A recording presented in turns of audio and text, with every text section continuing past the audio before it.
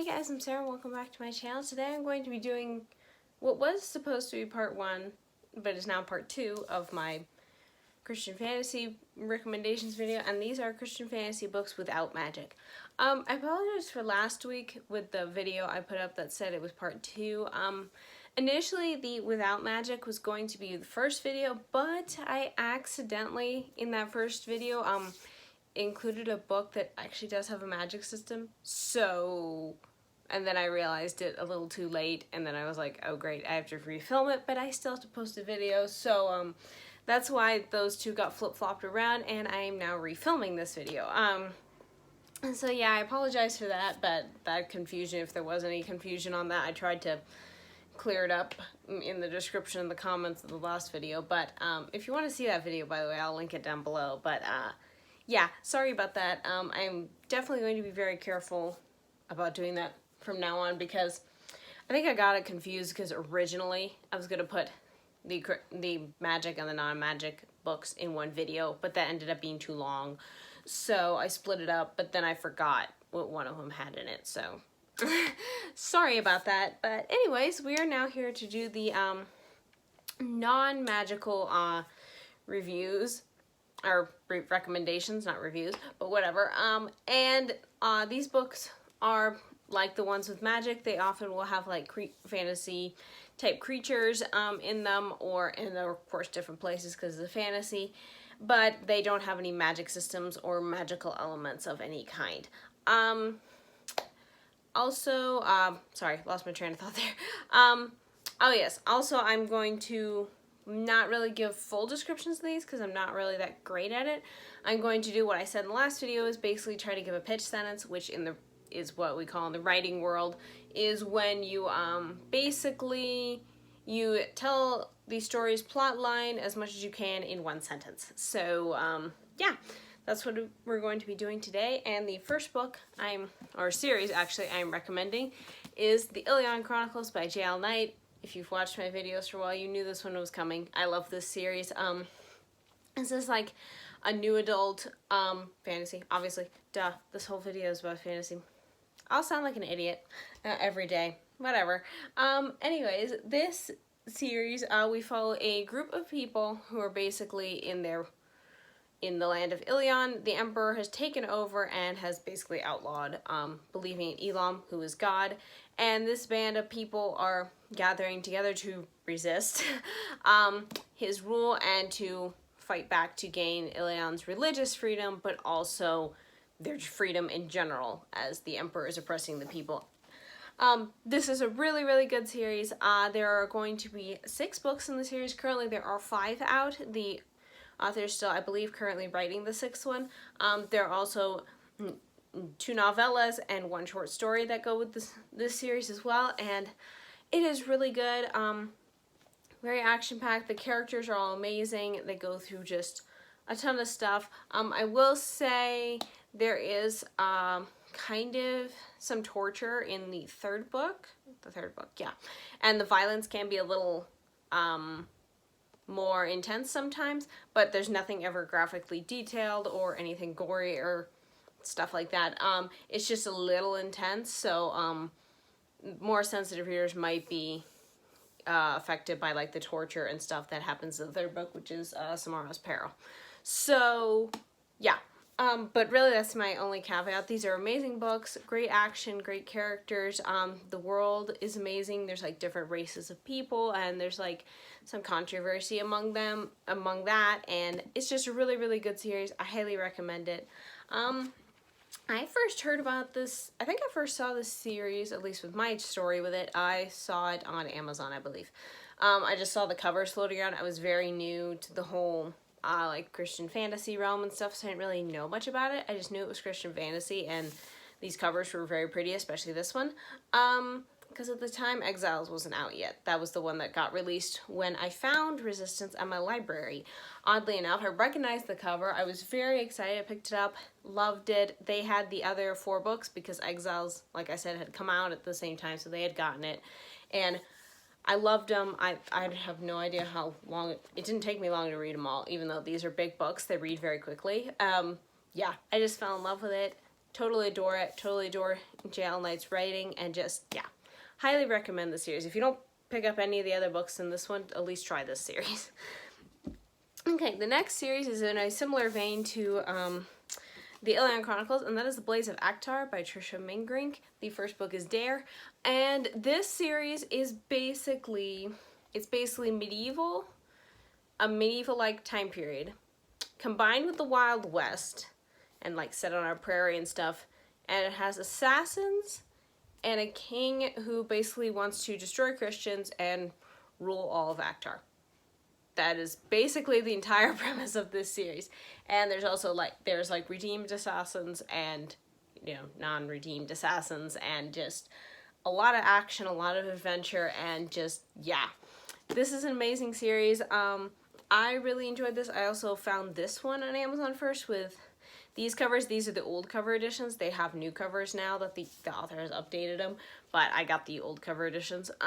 And yeah, I basically saw these on Amazon and I was into it, but then I'd heard J.L. Knight's on her blog. She had mentioned this series and really loving it, and since I'd heard from other people and on other places it was very similar to Ilion, I picked it up and totally loved it. I got the first book, loved it, did not like the cliffhanger ending, but then I bought the rest of the series, and yeah, then the rest is history. Another one of my favorite series.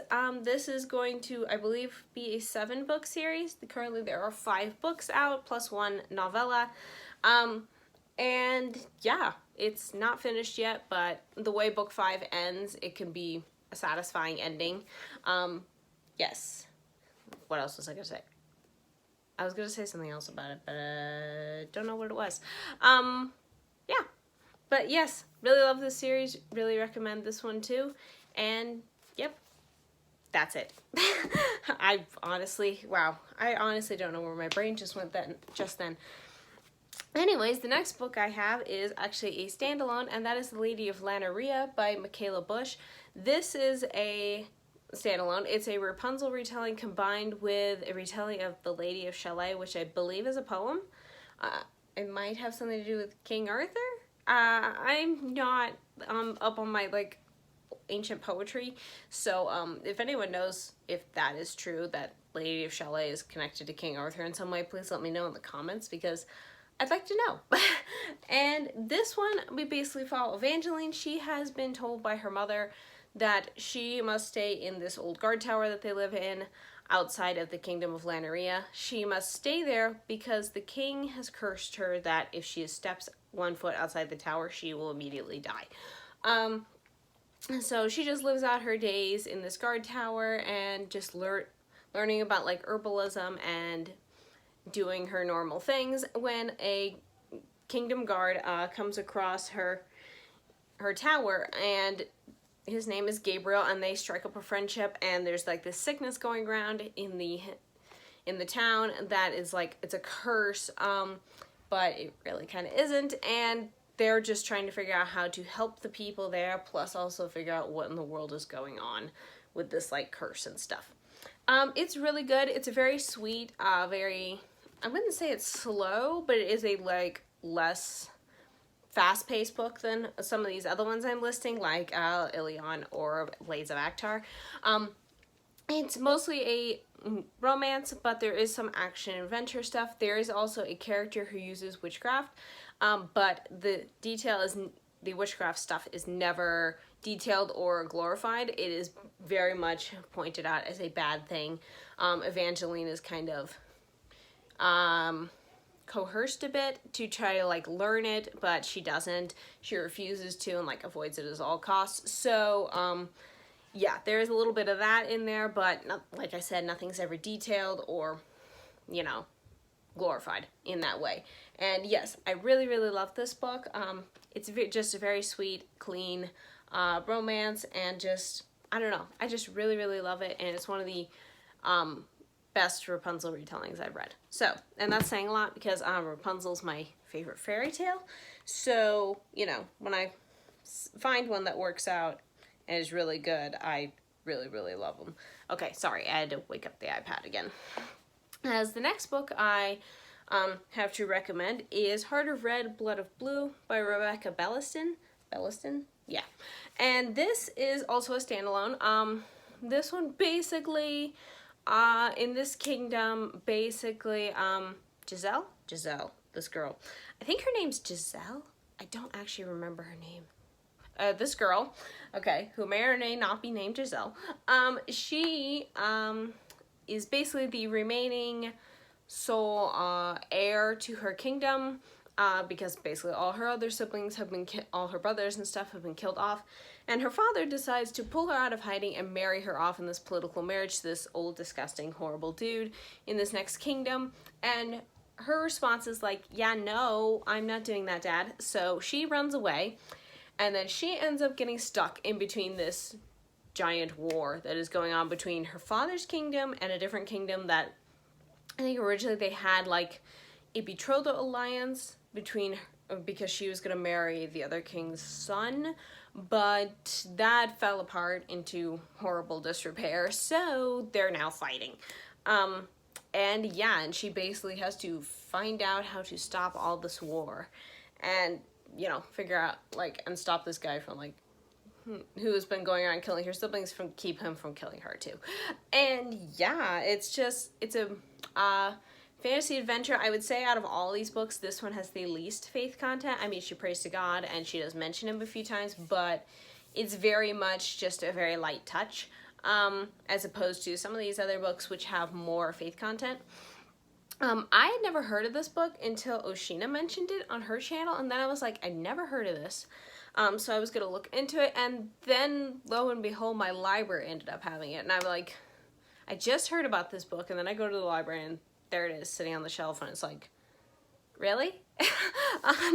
Yeah, it was kind of weird, because it was like, okay, like, suddenly now they have this book. So I read it, I enjoyed it, and yeah, it's very good, very, like I said, light faith content. Sometimes some of the war violence, can be a little higher. Mainly I'm just thinking of one scene where, the girl goes and she finds the aftermath of a battle scene, and it's pretty terrible. Nothing's ever gruesomely detailed, but it's detailed enough that you get the idea of how terrible war is. And yeah, that's about the only content caution I would put for that one. From what I can remember, I read that book a year or two ago. Actually, I think I read it last year. Okay, it wasn't that long ago, but whatever. Yeah, but yeah, highly recommend it. It was really good. Okay, the next book I have, or at least the next books I have to talk about, are the Kingdom series by Chuck Black. The Kingdom's Dawn is the first book.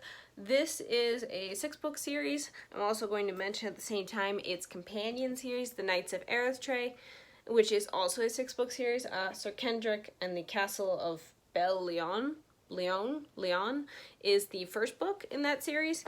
And basically, Kingdom series is basically described as a medieval fantasy that is basically an allegory of the Bible, the entire Bible from Genesis to Revelation.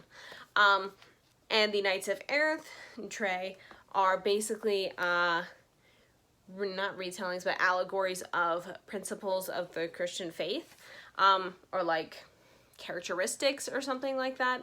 I forget exactly what those are. I don't have those books with me, so I can't really like reference them, but I do remember they're like Christian principles or struggles in the Christian life that are like allegorized. But yes, I really enjoyed these. My mom read the Kingdom series to me and my sister when we were younger, and I fell in love with them. This might be, next to the Chronicles of Narnia, this might be the second fantasy series, or maybe the first fantasy series that I remember falling in love with. Narnia would probably be a close second. I just don't really remember her. I know she read them to us, but I just don't remember a lot of it. So, mainly that's just from my own reading of it. Anyways, really enjoyed this one. He has a lot of different like creatures that he's come up with, but like I said, no magic, and just, yeah, really good series. This is very popular. I would say this is pretty popular actually if you read Christian fantasy or heard of it, you've probably heard of this series. Or the Knights of Erythrae, which is also really good. The Knights of Eritrea act more as standalones. I think the only two connecting books in this series are 3 and 4.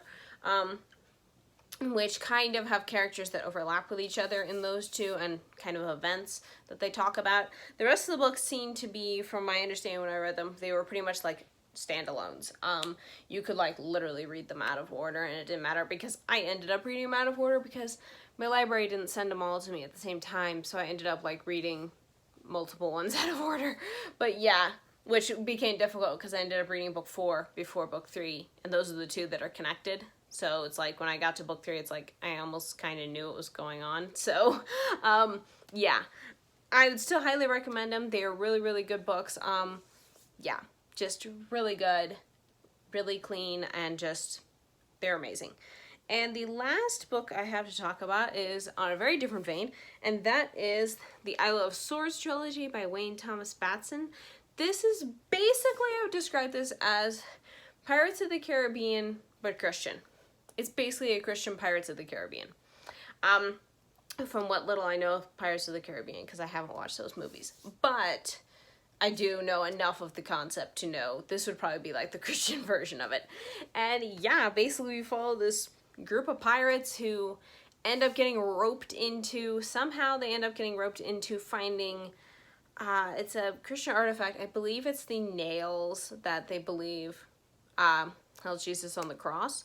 And somebody, I think, else is looking for them who has evil intentions for them. But this pirate crew gets roped into trying to find them to basically save them. And also one of their new crew members, he was found on this beach and he has had amnesia and he doesn't even remember who he is or why he was there. Yeah, it's just a really fun adventure, pirate adventure. I did like the first 2 books, Isle of Swords and Isle of Fire, better than the third one, which is Isles of Stars. Isle of Stars, not Isles, whatever. Isle of Stars. That's the third one. That's a novella. I didn't like that one as much. I felt it focused too much on things that didn't really matter to the whole Pirates series as a whole, because it was kind of like a thing that his fans voted, the author's fans voted on, and then he ended up like adding different characters from other books in others of his books and adding them into the pirate story, and I don't know, that element didn't work for me, and the story was way too short. I thought it was going to be a novel. It ended up being a novella. So yeah, if you end up just read the first 2 and like the ending of that one, I would say just go ahead and skip the third one, because I don't know, it didn't really add that much more to the story for me, but it was okay. I just didn't really like it as much as I liked the first 2. The first 2 were just really fun adventures, and I liked that. And one of the characters, what was his name? Cat, that's what they called him. The guy with amnesia. He ends up kind of like obviously discovering things about himself by the time the second book comes around, and I don't know, I just really liked his journey of like choosing who he was going to be and stuff like that, and that really came to a forefront in the second book, Isle of Fire, and I really enjoyed that part, and his character a lot. And this is actually the only series by this author that I actually ended up really liking. Yeah, I've read some of his other books, but they're not really for me. Did you hear that? That was my pony. She thinks I'm late to feed her. Anyways, yeah. But, yep. That is pretty much all the books I have to, or at least that I've read that don't have magic. I'm sure there's a bunch of other Christian fantasy books out there that do not have magic systems. These are just the only ones I have read and really enjoyed, so I am recommending them. But yeah, if you guys have heard of any other Christian fantasy books without magic in them, leave the titles and the authors in the comments down below, because I'd love to check out more. And yeah, thanks so much for watching, you guys, and I hope you have a really good day. Bye!